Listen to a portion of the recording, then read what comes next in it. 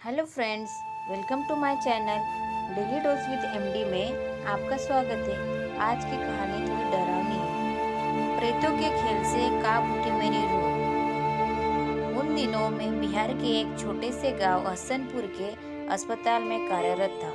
एक रात अस्पताल में ज़्यादा मरीजों की वजह से रात के 12 बज गए थे। उस रात तेज बारिश हो रही थी। मैं भागते भीगते अपने घर पहुंचा। कपड़े गीले हो जाने की वजह से मैं अपने कपड़े बदल ही रहा था कि अचानक दरवाज़ा खटखटाने की आवाज़ आई। मैंने सोचा इतनी रात को कौन आया होगा। मैंने दरवाज़ा खोला और देखा कि एक लड़की जो बरसात में भीगी हुई थी रोते हुए कहने लगी कि मेरी माँ की तबीयत बहुत खराब है, आप जल्दी चलिए नहीं तो वो मर जाएगी। मैंने उससे कहा कि रात को मैं मरीज नहीं देखता हूँ, सुबह अस्पताल ले आना। मगर वो लड़की जाने को तैयार नहीं थी और रोने गिड़गिड़ाने लगी। उसकी आवाज़ सुनकर मेरी पत्नी को उस लड़की पर दया आ गई और मुझे उसके साथ जाने को कहा। मैंने मन ही मन परेशान होते हुए बाहर आया और अपनी जीप निकाली। सुनसान रास्तों से होते हुए वो लड़की मुझे 5-7 किलोमीटर एक दूसरे गांव में ले गई। मैंने सोचा कि लड़की इतनी रात को मेरे यहाँ कैसे पहुंची, लेकिन मैंने इन बातों की तरफ ध्यान न देते हुए एक मकान में पहुंचे और वहाँ उसकी माँ बीमार पलंग पर लेटी थी। मैंने उसकी नब्ज देखी और इंजेक्शन दे दिया और कुछ दवाई लिख दी। उस लड़की ने मुझको बाहर जीप तक मुझको छोड़ दिया। फिर मैं घर पर आ गया।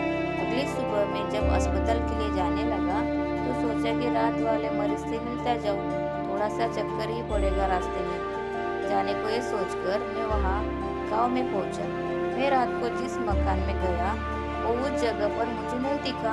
मुझे उस जगह पर खंडहर नजर आ रहा था। तो मैं गांव के लोगों से पूछने लगा कि यहाँ एक घर था और परिवार रहता है। तो लोगों ने हैरानी से देखते हुए कहा कि यहाँ ऐसा कोई घर नहीं है।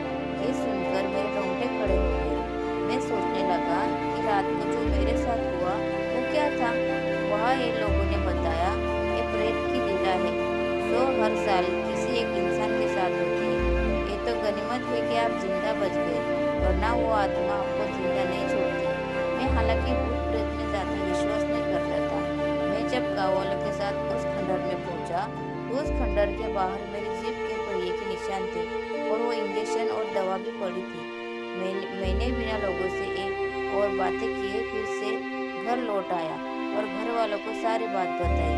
उसके कुछ दिनों बाद मेरा तबादला दूसरे गांव में हो गया, लेकिन उस रात की घटना के बारे में सोचकर आज भी मेरी रूह कांप जाती है।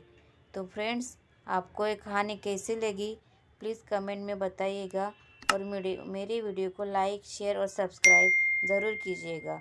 Thanks for watching.